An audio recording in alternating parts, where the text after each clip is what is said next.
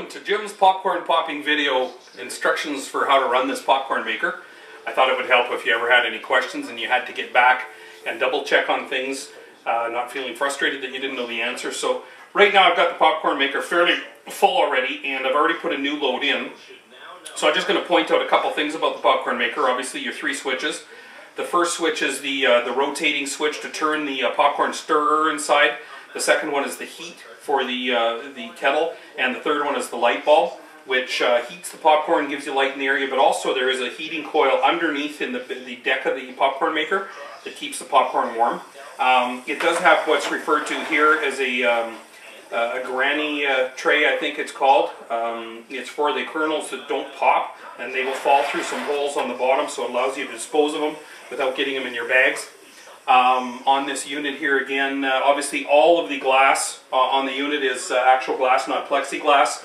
The door is open and actually will remove by just pushing up on them to take them out if you need to clean them. It's always kind of handy to remove them. The kettle comes out with one cotter pin right here. You pull the cotter pin out, the pin pulls backwards. Once you've done that, you just release it by pulling down this lever and unplug it here, and then the kettle itself will drop out. The stirring mechanism untwists in there, so it unscrews, and then this piece will come out as well. All those pieces can be cleaned. The front tray here will open down to allow you to fill popcorn bags.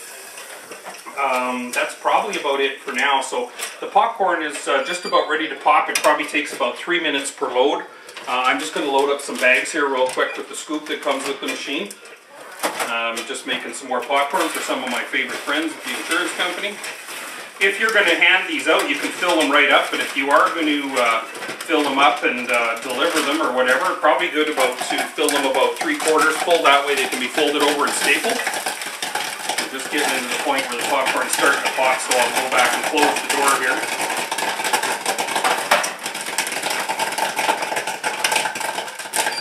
And as you can see here, what's happened is as it's popping, the lid sometimes will turn a little bit, which will sometimes hold it up and not allow it to fall back down. So I've just moved it over. Not a big issue if it does or doesn't. Popcorn, as it pops, will overflow out of the container. Once the popping slows down to almost a stop, then it's time to dump the unit. Make sure there's no popcorn stuck on the stirring rod, because with the heat on there, if it stays on a piece, it will start to burn. That's probably about it for now. Just mention some of the components for making the popcorn. This is the popcorn, what's referred to as theater spice. Basically, it's a little bit of yellow color and salt, but it's also butter flavored. And then the oil for the popcorn comes in these 4-liter jugs, and it's from Harlan's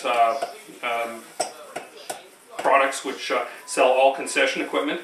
I've actually gone out and purchased a pump, which is actually for the topping, but it works excellent for the unit. Then you don't have to measure it. But if you put it into the kettle and pump it 2 times, that's 1/3 of a cup, which is the amount recommended for a load. So we're just about slowing down here to no popping. So I'm going to get this and dump it, and I'll show you how to start a new load. I've got enough popcorn, it's actually getting to the point where it's starting to fall out. And I'm going to go ahead and just lift the lever here and dump this. And there's none stuck on the stirring mechanism, which you can see there. So I'll go ahead and pop this back up into place. And now this is how you would do your popcorn oil, by placing it inside, pushing up on it 2 times. Sometimes I'll give it just a little bit extra. And then let it drain. I have set a bowl over here just so that if it drips at all, it'll go into the bowl. Then next what you're going to do is put, they recommend anywhere from 1 teaspoon to 1.5 teaspoons of the seasoning. I usually use 1 teaspoon per load, which is 1 cup of popcorn. So I'll go ahead and just sprinkle that inside, and the stirrer will stir up and allow the oil to heat. So while it's doing that, I'm just going to finish filling a few bags. And then we can get the unit a little bit more empty. My black lab puppy loves it when I make popcorn, because obviously some falls on the floor, and she just incredibly loves the popcorn, probably partly for the salt content. So these bags are available from Harlan's as well. These are actually 7-cup bags. They sure don't look like they hold 7 cups, but we have gone out and measured it, and they definitely do hold 7. If you're going to pack it up so that you can fold it over, they will hold about 6, which is still a pretty good serving of popcorn. The bags are available in 2 sizes, small, which I believe are 4 cups, and then large, which is 7 cups. The large bags are $38 for 500, which will last you obviously quite a long time. If you're in the office there and people are doing popcorn, it's not going to kill them if they really thought about it, that they could reuse their bags. Or sometimes we use coffee filters, whatever. So I'm just going to go through and fill these. Get rid of some of this popcorn. The amount of popcorn that's in the machine now is probably from about 3 loads.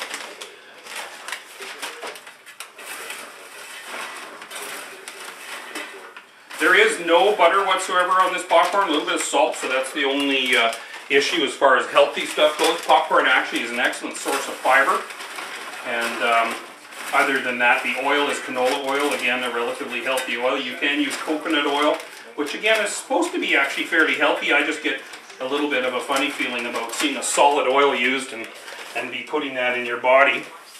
So now this is heating up. We're going to go ahead and take 1 full cup of popcorn, level, and go ahead and pop it in the unit here, and it will stir away until it's ready to pop.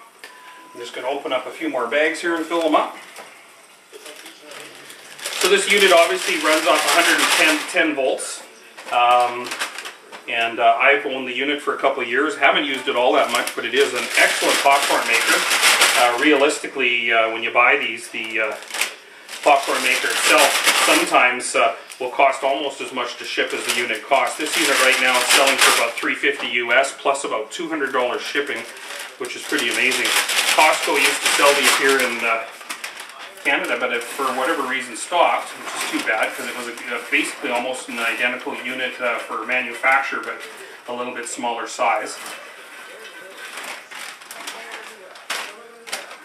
So what I'll do here is I'll just continue popping and filling here, and then once I go to clean the unit, I will come back and show you everything that is cleaned. When I clean it, probably realistically takes about 10 minutes, but you always want to keep it 100% clean. That way no oil residues build up, and I don't know about you, but if I went somewhere and I was getting popcorn from a unit that didn't look like it had been cleaned very well, I don't know how comfortable I'd feel eating the popcorn. So obviously popping it is just as important as cleaning it. So we'll talk to you in just a bit.